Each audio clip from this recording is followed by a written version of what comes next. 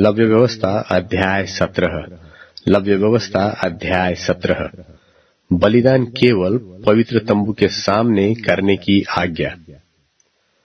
फिर यहोवा ने मूसा से कहा, हारून और उसके पुत्रों से और कुल इस्राएलियों से कह कि यहोवा ने यह आज्ञा दी है कि इस्राएल के घराने में से कोई मनुष्य हो जो बैल व भेड़ के बच्चे व बकरी को चाहे छावनी में चाहे छावनी से बाहर घात करके मिलाप वाले तंबू के द्वार पर यहोवा के निवास के सामने यहोवा को चढ़ाने के निमित्त न ले जाए, तो उस मनुष्य को लहू बहाने का दोष लगेगा, और वह मनुष्य जो लहू बहाने वाला ठहरेगा वह अपने लोगों के बीच से नाश किया जाए। इस विधि का यह कारण है कि इस्राएली अपने बलिदान जिनको वह खुले मैदान में वध करते हैं, वे उन्हें मिलाप वाले तंबू के द्वार पर याजक के पास यहोवा के लिए ले जाकर उसी के लिए मेल बलि करके बलिदान किया करे, और याजक लोहू को मिलाप वाले तंबू के द्वार पर यहोवा की वेदी के ऊपर छिड़के और चर्बी को उसके सुखदायक सुगंध के लिए जलाए। और वे जो बकरों के पूजक होकर व्यभिचार करते हैं, वे फिर अपने बलि पशुओं को उनके लिए बलिदान न करें।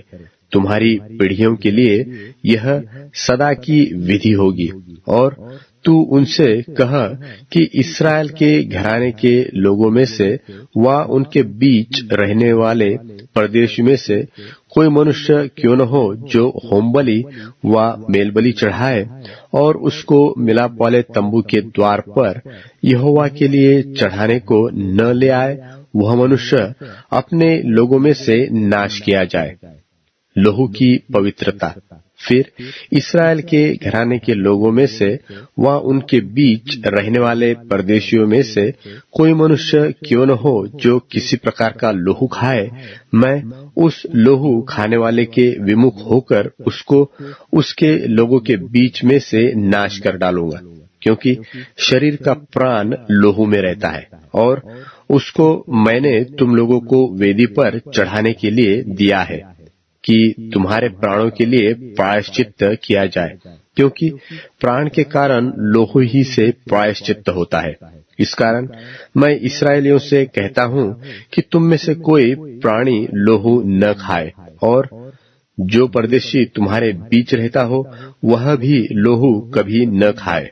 और इस्राएलियों में से व उनके बीच रहने वाले परदेशियों में से कोई मनुष्य क्यों न हो जो अहेर करके खाने के योग्य पशु व पक्षी को पकड़े, वह उसके लोहू को उंडेल कर धूली से ढाप दे, क्योंकि शरीर का प्राण जो है वह उसका लोहू ही है, जो उसके प्राण के साथ एक है। इसलिए मैं इस्राएलियों से कहता हूँ कि किसी प्रकार के प्राणी के लोहू को तुम न खाना, क्योंकि सब प्राणियों का प्राण उसका लोहू ही है। जो कोई उसको खाए वह नाश किया जाए, और चाहे वह देशी हो व परदेशी। जो कोई किसी लोथ व फाड़े हुए पशु का मांस खाए, वह अपने वस्त्रों को धोकर जल से स्नान करे और सांझ तक शुद्ध रहे, तब तक वह शुद्ध होगा। और यदि वह उनको न धोए और न स्नान करे, तो उसको अपने अधर्म का भार स्वयं उठाना पड़ेगा।